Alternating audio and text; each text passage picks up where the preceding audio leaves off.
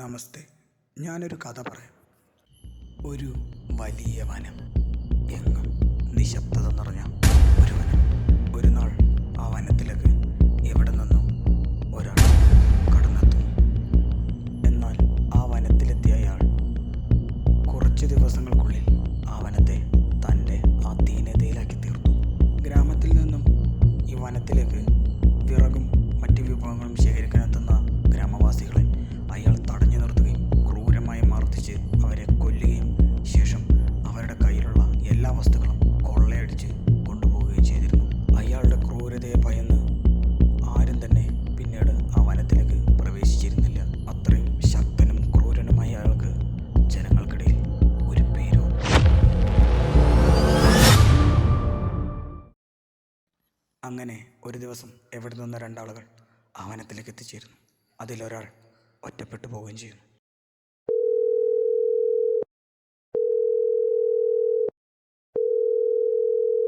Hello, നീ കൊറേ നേരമല്ല കാട്ടിൽ പോയിട്ട്, നീ വരുന്നില്ല? നമുക്ക് പോകാൻ സമയമായി. എടാ, ഞാൻ കാറ്റ് പൊട്ടുപാടാ, എനിക്ക് വഴിയൊന്നും മനസ്സിലാകുന്നില്ല. മൊബൈൽ വെള്ളത്തിൽ പോയല്ലോ. ആരാത്?